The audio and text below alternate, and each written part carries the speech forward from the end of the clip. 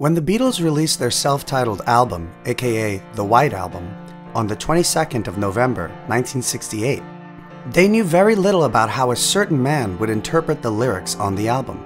Blackbird, Piggies, and Helter Skelter were all songs that Charles Manson interpreted as a grandiose message, telling him about a larger-than-life prophecy. In his eyes, the Beatles were the four horsemen of the apocalypse, written about in the Bible. In his ears, Helter Skelter was a song about the fall of man, about a coming race war.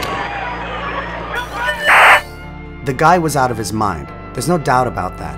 Inspired by the song, he and his group set out to initiate the apocalypse, killing 5 people in the process. You know, if I wanted to kill somebody, I'd take this book and beat you to death with it, and I wouldn't feel a thing. On the other hand, the song itself had nothing to do with a possible apocalypse. The song was made with the intention of making the heaviest song in contemporary music.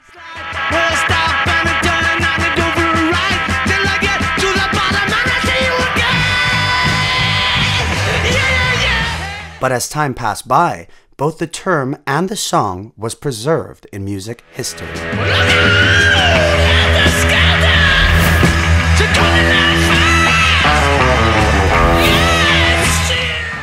Now you might wonder, if the song's not about the apocalypse and race wars, then what is it about? Well, the lyrics were based off an amusement park ride. It was a tower with a slide that spiraled down towards the ground. It's literally quite the opposite of what it became known for. It's one of the heaviest sounding songs of its time, but still has a harmless lyrical concept behind it. The musical inspiration for the song first came to McCartney when he read an article in Melody Maker where Pete Townshend of The Who spoke about their new single, I Can't See for Miles. I can see for miles and miles and miles and miles and miles. Townshend was quoted to have said that the track was their dirtiest, grittiest, filthiest piece of music.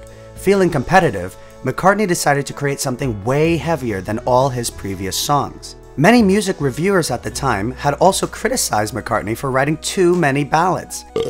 So this was an opportunity for him to show another one of his musical sides. But don't you want me to make you? The vocals were louder than ever, with McCartney screaming into the microphone at several occasions.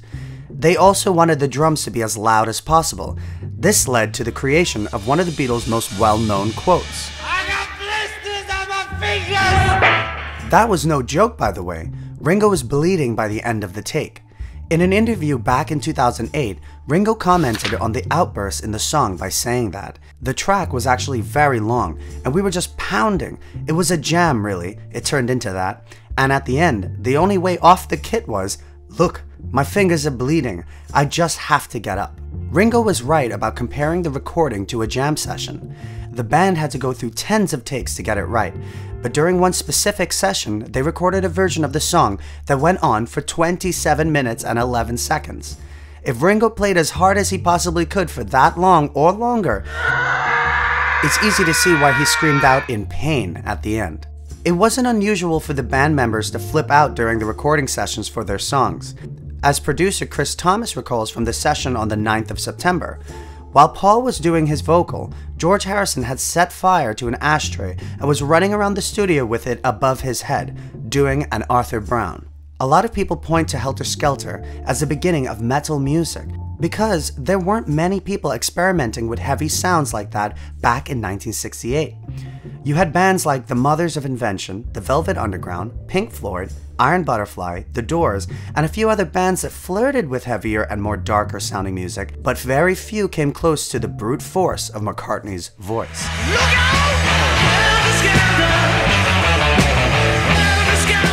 On the 20th of November, 1968, 2 days before the song and their self-titled album was released, McCartney gave Radio Luxembourg an exclusive interview.